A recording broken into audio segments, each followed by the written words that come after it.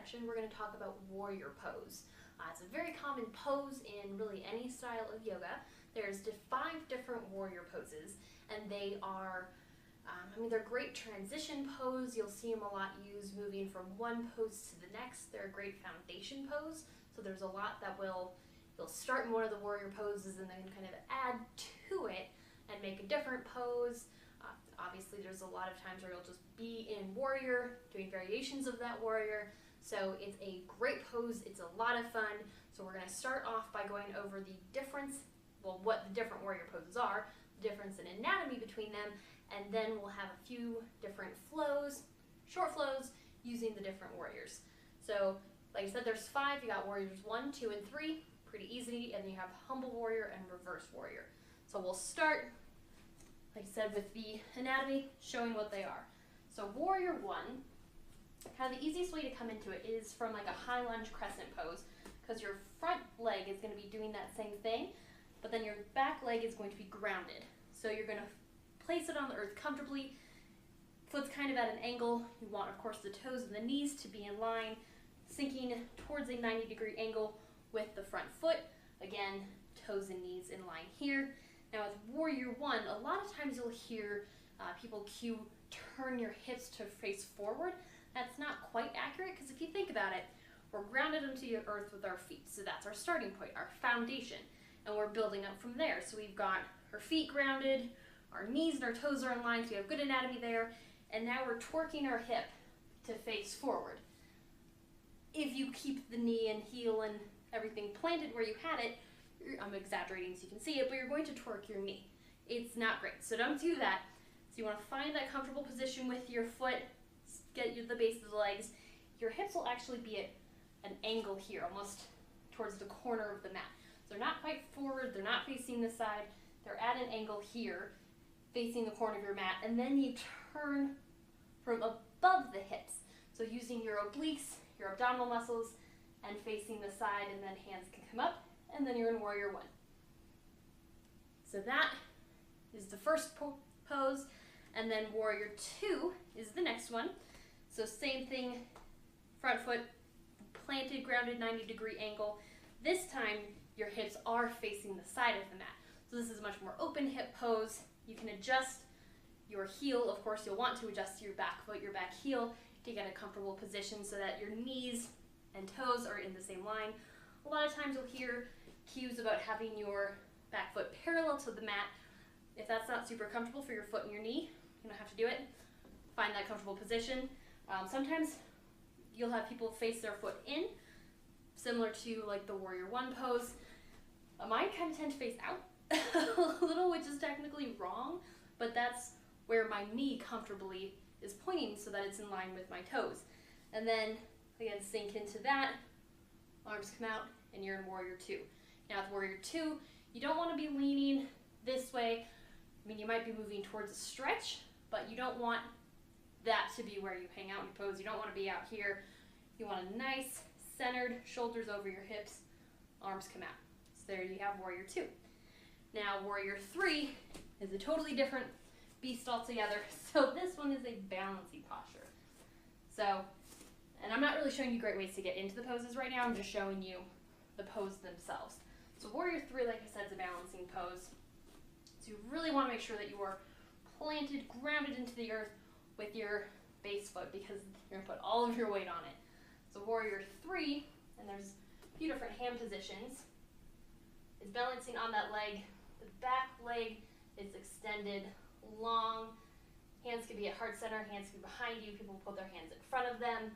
But basically, you want to have your grounded leg grounded into the earth nice and long, back leg nice and long, spine nice and long, and you're making almost a T shape with your body.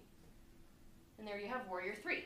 So those are the 3 most common, and then humble warrior and reverse warrior are actually built on warriors 1 and 2. So I'm going to switch this side and kind of see it. So humble warrior will be from warrior 1. So we'll come into our warrior 1 pose. Again, we have our back foot kind of at an angle, comfortably for the knee so that our hips can be at a diagonal position along the mat. Front toes are faced forward, knee is bent. Now you'll interlace your fingers behind you, nice long spine, and exhale, folding down. So this is your humble warrior. It's humble because it's kind of like a bowing warrior.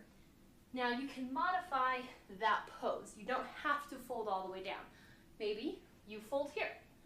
Maybe that's all you need.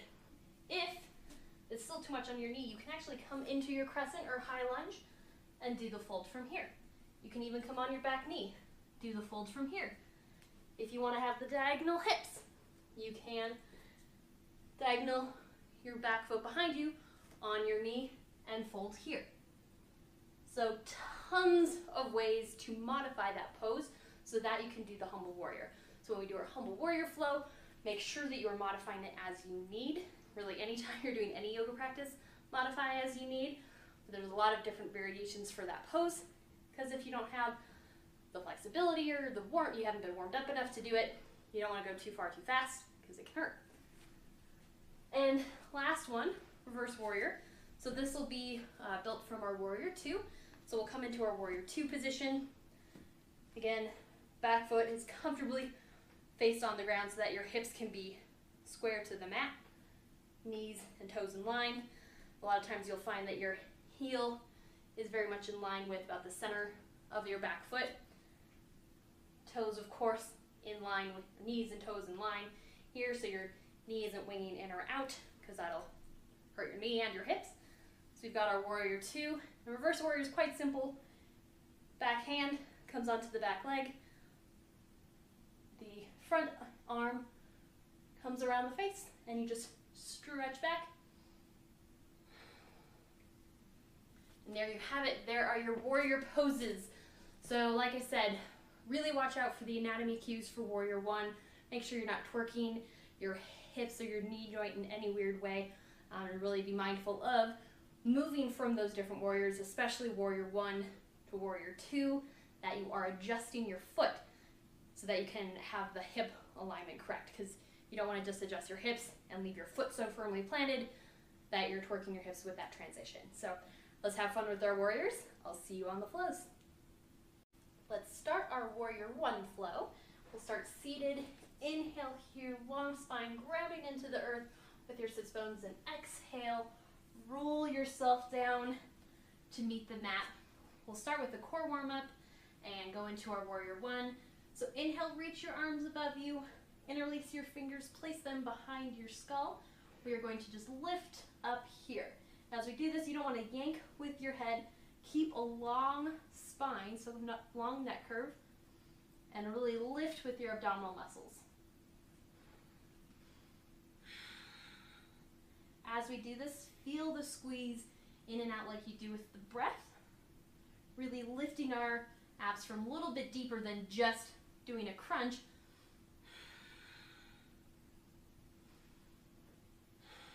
See if we can use our inner body to move our outer body.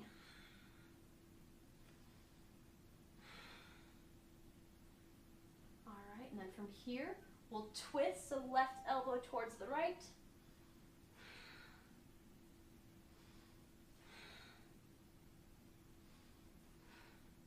For a little bit more of a challenge, you can take the arm outside the knee. One last time on each side. Exhale. Now this time we're going to tuck our hips, get into the lower abs a little bit more. Lift up and see if you can touch your heels. It's like a little penguin waddling move, but it's great for the side obliques and low belly.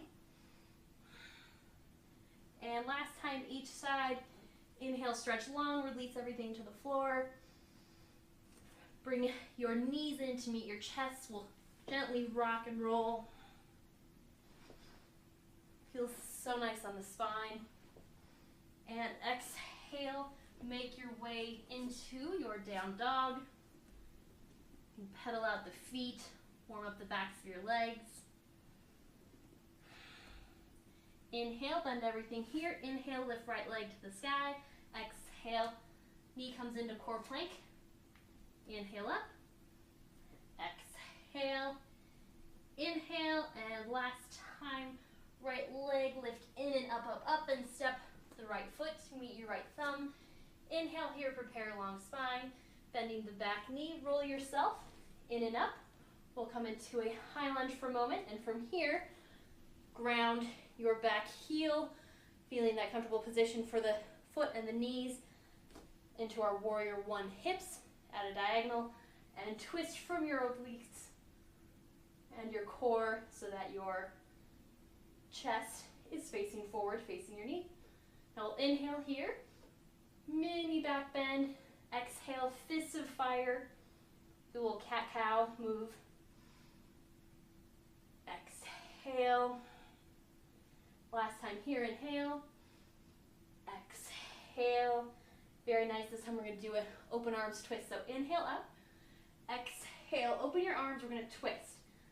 This is a challenge because you want to keep your hips facing the other direction. So really twisting from the obliques, learning to use our core to move our body separate from our legs and our hips.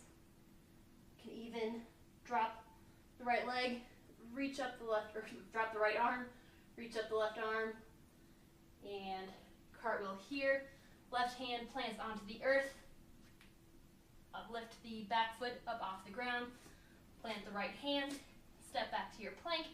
Knees come onto the earth. Lower through your chaturanga. Inhale here, prepare. Exhale, waving in and up. Exhale, downward dog. Awesome. Pedal out the feet. You can inhale here, exhale, stick your tongue out. Activate the very top of our deep core line as well. Slight bend in your knees and elbows to prepare. Inhale, left leg lifts. Exhale, bending everything as you bring that left knee to chest for core plank. Inhale up. Exhale. Inhale last time. Exhale in and up as you step your left foot to the left thumb. Inhale here, prepare long spine, rolling yourself in and up. Stopping in our high lunge for a moment, grounding the back heel, coming into our warrior one hips, twisting our upper body forward, coming into our full warrior one. We're going to inhale here, prepare. Exhale, cat-cow arms with fists of fire. Inhale up. Exhale. Last time, inhale here. Exhale. Good, now let's see it from this side a little. We're keeping, or a little better, keeping our hips in our warrior one leg alignment as we twist. Now you'll notice it doesn't have to be a perfect twist to the side. Obviously we've got our hips facing the other direction, but we want to be able to learn to control our abdominal movement. Then left arm can come down, right arm can lift up. Mini stretch. Exhale, right arm plants. Heel comes up on the back leg, plant the left hand, step back to your plank, come onto your knees, lower through chaturanga. Inhale here, prepare. Rolling yourself in and up. Exhale, back to your down dog. Side out again as you walk your feet forward to meet your hands. Inhale, wave, long spine. Exhale. From this forward fold, we're going to make our way back down to sit. Legs come out in front of us. We'll do a seated forward fold. So bend your knees a little, plant your fingertips behind you. Inhale, long spine, and wave yourself forward. And once you have that long spine, that forward fold, you don't want to hunch over when you're doing a forward fold. That's no good. So long spine, then you can find where your leg stretches. You want to hang out at that first moment of stretch. You don't want to go too far, too soon. And you don't want to feel it in your joints, like in your knees. You want to feel it in the muscles. We're stretching our muscles here.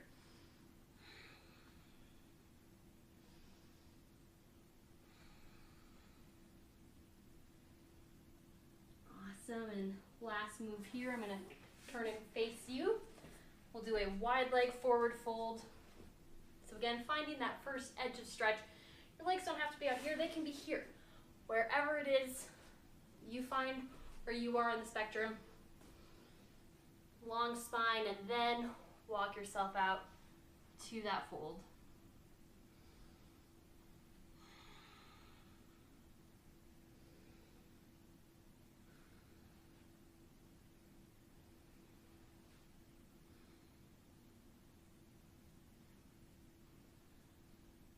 Perfect, and that is your Warrior One flow.